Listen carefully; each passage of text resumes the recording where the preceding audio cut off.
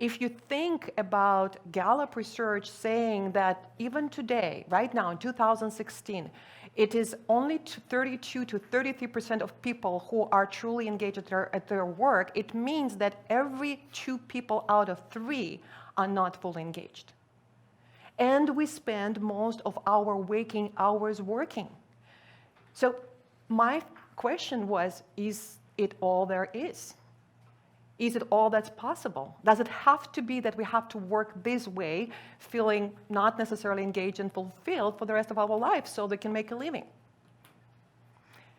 And I have to say that I have found patterns that make me believe something absolutely wonderful, that it does not have to be this way, that organizations can be the pathways for us to realize our genius, to multiply our genius, and to create the impact and legacy that is beyond what we can dream about. And that is what I will be talking about. Russian dolls. You're all familiar. These are beautiful, cute little figures that have a lot of much smaller figures inside. And to me, it represents who we are when we come in the world. It represents human potential. When we start learning and growing, we're like a smaller version of that Russian doll. And when we learn and grow, we break through and we become a bigger version of a Russian doll. But we all come prepackaged. The same thing is true with organizations.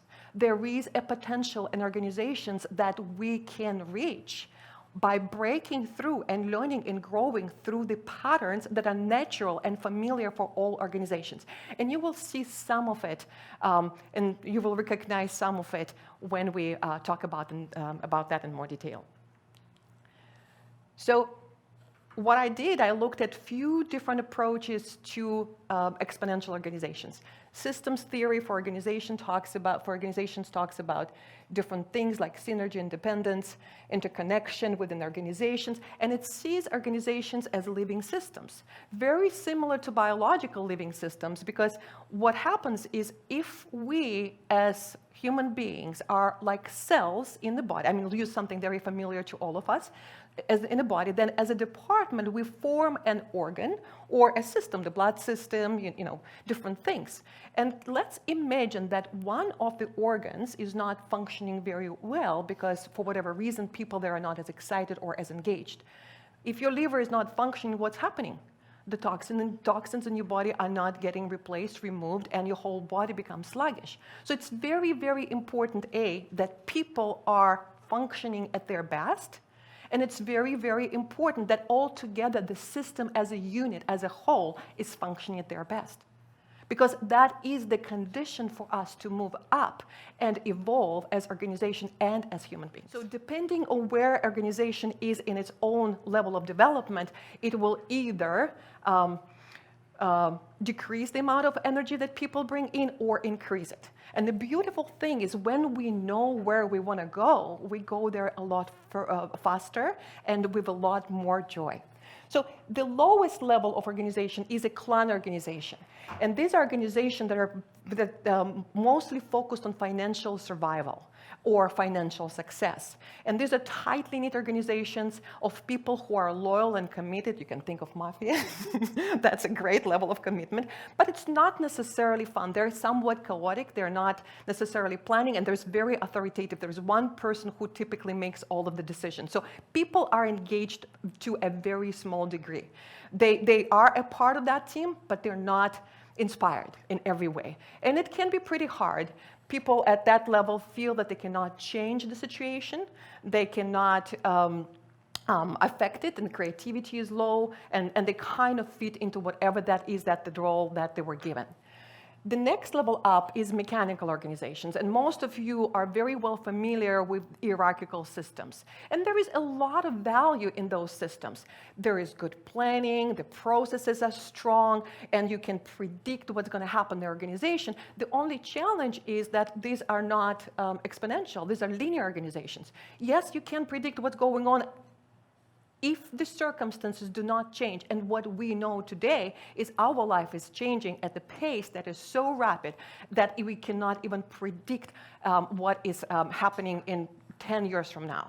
5 years we probably can guess. I don't know how right we will be, but at least we can try. So with mechanical organizations, this is a perfectly oiled machine. And it has worked in the past because we lived in a different world.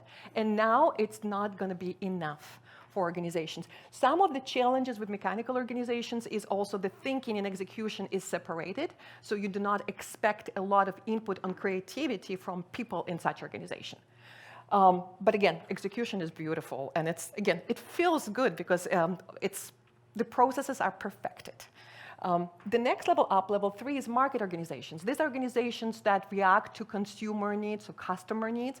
They create what is necessary, and they strive to bring the best practices and be ahead of their competition.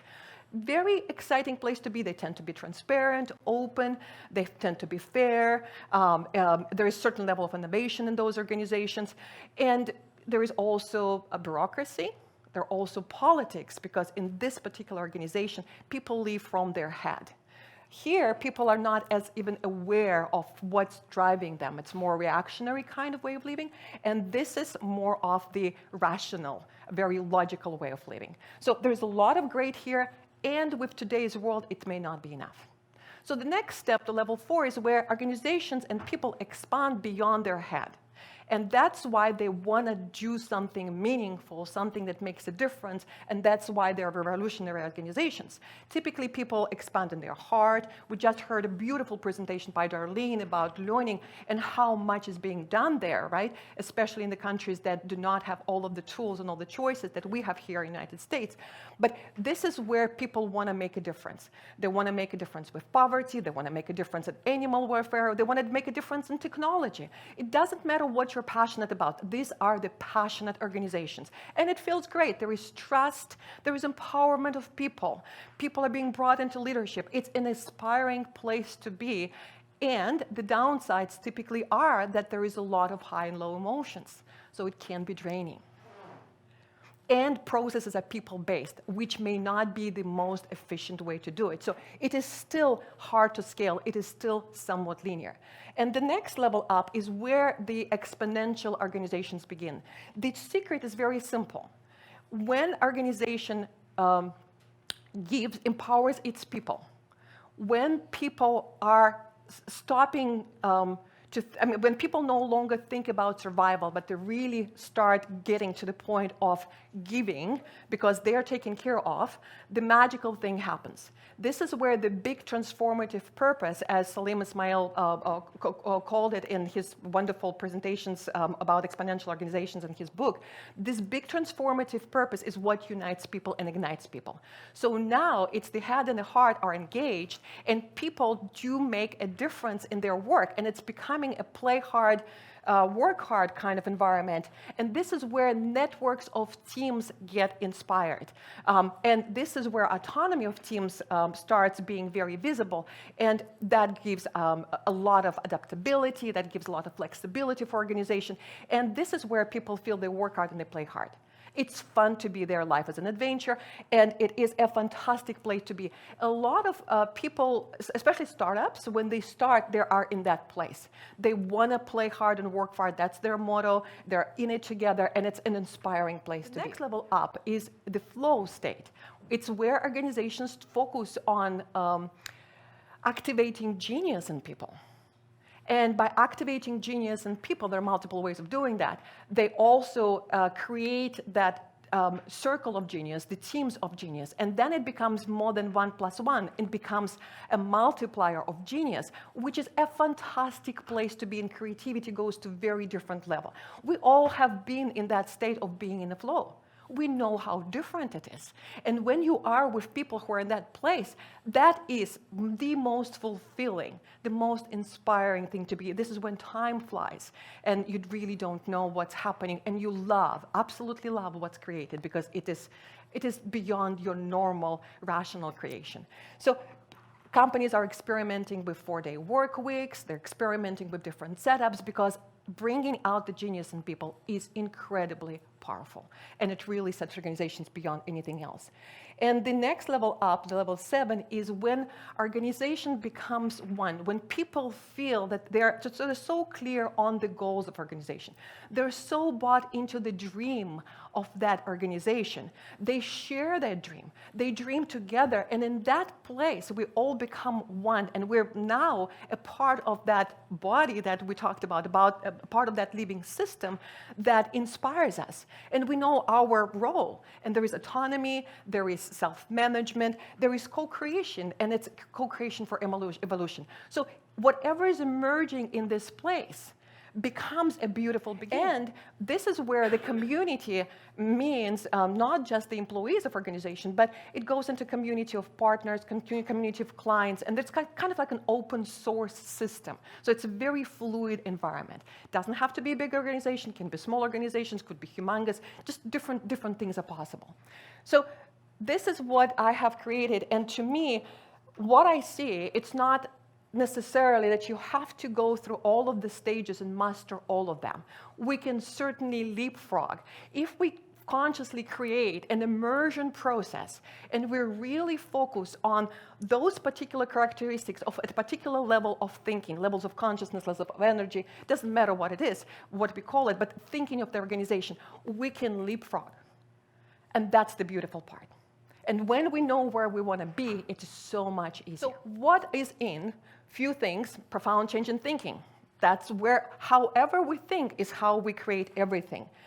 Passion and purpose, very clear. Leveraging genius has to happen. There's just no way it won't happen, and you won't get far without it. That's very, very critical. Global impact. I know that's why you are here, because you all care about global impact, because you all want to impact 1 billion people.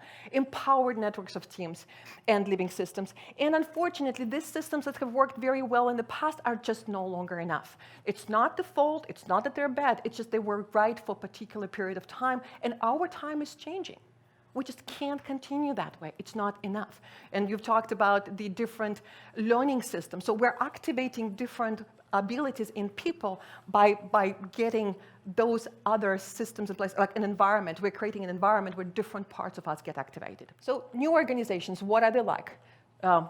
In a way, they're superhuman living systems. And that's what makes them so super powerful, because when you take us all together, we become more than the sum of its parts. They are dependent, I mean, they're defined by their organizational thinking, because where we come from matters, and that defines how we do everything. Engaging the genius is a core element, and co-creating for evolution. Because again, the environment around us will change, and everything will change. So the big shift, you know, everything is changing right now. And here at Singularity University, we know that better than anybody else, I think, because we get the very insider view on what's happening in the world. So we just can't do business or live the old way. We've got to change. And a couple of reminders here. The linear organizations are the clan organizations, the mechanical organizations, the market organizations. And exponential organizations are based on unity, emergence of new, genius, impact, and play. So experimenting and play is the same thing. So we learn by experimenting or playing. And even strategic things there's a concept there about strategic playing when you do strategy through experimenting and playing. So it's back to having a wonderful time at life and work, because we're going to see a lot more play ahead. So how does it affect the global grand challenges? My personal thing, I just have to say, I think it affects every single one of them, because how we think as an organization will determine what we do and how we do it. But we can certainly start with human fulfillment. When people are in a place of their genius, are they fulfilled? Because it's a full self-actualization. It's a wonderful way of living, and it's just such a happy place to be. With that what happens? The stress goes down. When the stress goes down, our diseases go down. We become healthier, because when our body is in balance and it's not stressed, it's remarkable. It can heal itself. So, I mean, that's going to have a huge effect on the health system, and it will have a huge effect on the money that is spent, or the whole concept of governments spending the money on keeping people, managing people who are sick, while the whole concept would be on preventing people being sick. And what do you create with your population when it is happy and healthy? Very different way of being. So governance. I mean, when the government thinks about creating the future for its citizens, not the future that is enticing, the future from the standpoint of abundance, the future from the standpoint of how do we realize human potential, it's a beautiful thing. And I already know there is a lot of people like chief happiness officers are in different governments, including in US governments. So it is happening, it is changing right now, and I personally am so excited about it. I do believe that we, as people who work, will have more opportunities to realize our potential, to step into our genius, to truly leverage the genius of others and make a difference in the world. And I do believe in organizations being the pathways for us to realize our genius, to create what is beyond our individual capacities. These are going to be, in the very near future, a very treasured experiences, the experiences that will inspire, the experiences that will allow us to shine.